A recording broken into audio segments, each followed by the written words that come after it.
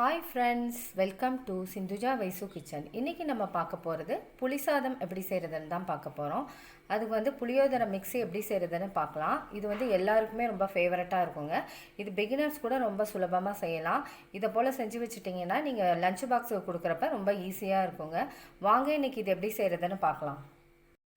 புளியோதரை mix செய்கிறதுக்கு இப்போ கடாயில் நல்லெண்ணெய் சேர்த்துக்கிறேன். நல்லெண்ணெய் கொஞ்சம் அதிகமாகவே சேர்த்துக்கோங்க. நான் 2 கரண்டி நல்லெண்ணெய் சேர்த்துருக்கேன்.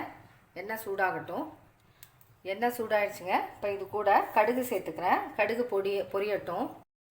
இப்போது கடுகு பொரிஞ்சாச்சுங்க. இப்போ இது கூட 1 ஸ்பூன் கடலைப்பருப்பு சேர்த்துக்கிறேன். அதுவும் நல்லா பொன்னிறமாகட்டுங்க. அது வரைக்கும் இருக்கட்டும். இப்போது இது கூடவே 5 வரமிளகாயை இது போல் கட் பண்ணி வச்சுருக்கேன். அதையும் சேர்த்துக்கிறேன்.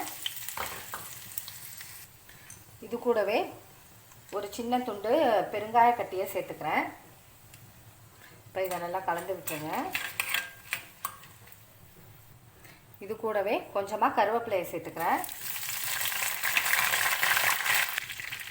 இது கூடவே நான் புளி கரைச்சி வச்சுருக்கேங்க. ஒரு எலுமிச்சம்பழம் அளவு சைஸில் நல்லா திக்காக கரைச்சி வச்சுருக்கேன். இப்போ அதை இது கூட சேர்த்துக்கிறேன். இது கூடவே 1/4 ஸ்பூன் மஞ்சள்தூள் சேர்த்துக்கிறேன். இது கூடவே 1 ஸ்பூன் உப்பு சேர்த்துக்கிறேன்.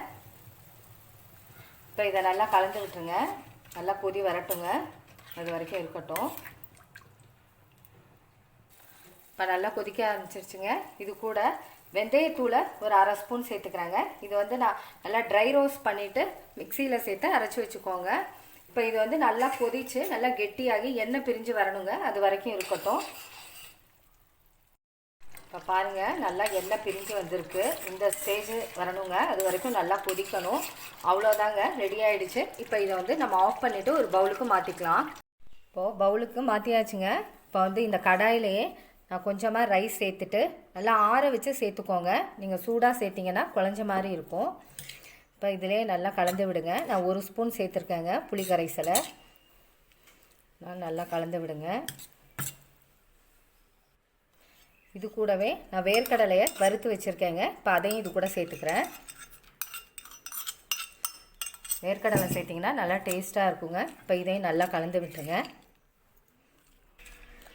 அவ்வளோதாங்க, கலந்தாச்சு. இப்போ இதை ஒரு தட்டில் எடுத்துக்கலாம். அவ்வளோதாங்க, டேஸ்டியான புளிசாதம் ரெடிங்க. நீங்களும் ட்ரை பண்ணி பாருங்கள். இது வந்து பிகினர்ஸ் கூட ரொம்ப சுலபமாக செஞ்சு முடிச்சிடலாங்க. இதை போல் நீங்கள் செஞ்சு வச்சுக்கிட்டிங்கன்னா நீங்கள் வந்து லஞ்ச் பாக்ஸுக்கு கூட கொடுக்கலாங்க. ரொம்ப அருமையாக இருக்கும். நீங்களும் ட்ரை பண்ணி பாருங்கள். இந்த வீடியோ உங்களுக்கு பிடிச்சிருந்தால் சப்ஸ்கிரைப் பண்ணுங்கள். பக்கத்தில் உள்ள பெல் பட்டனை கிளிக் பண்ணுங்கள். Okay, thank you.